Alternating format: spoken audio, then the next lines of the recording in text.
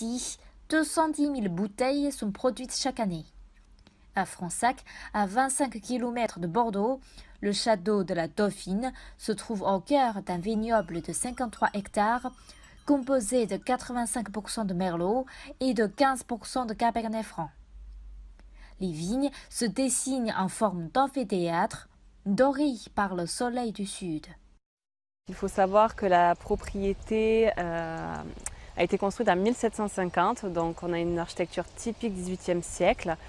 Le château de la Dauphine était très connu également au XVIIIe siècle, puisque les vins étaient servis à la cour du roi Louis XV, étaient servis également à Versailles, donc c'était les vins favoris du royaume, les vins les plus prestigieux. Et grâce à cette notoriété, une princesse est venue ici, donc Marie-Joseph de Saxe, la mère de Louis XVI, qui est venue, qui a séjourné à la propriété. Et justement, en souvenir de son passage, nous portons le nom de Château de la Dauphine, qui veut dire le château de la princesse.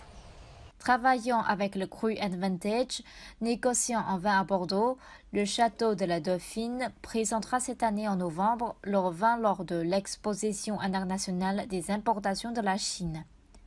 Une occasion pour faire découvrir aux clients chinois leur culture du vin autour du plaisir de la dégustation.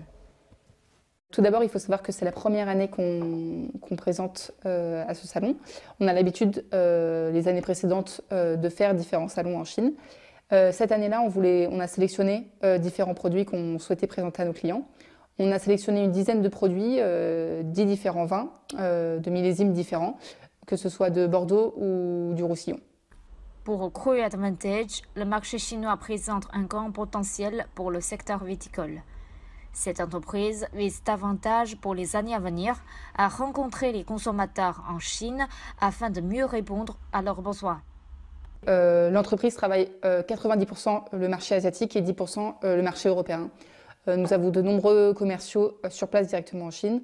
C'est-à-dire que le marché chinois est vraiment le cœur de notre métier et nos clients sont basés là-bas et on travaille, c'est le marché qu'on travaille le plus, du coup, à Cru Vintage.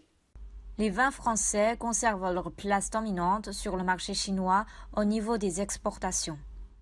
En 2019, la Chine reste le deuxième marché pour le vin français avec 2,5 milliards d'euros d'achats en valeur, juste derrière les États-Unis.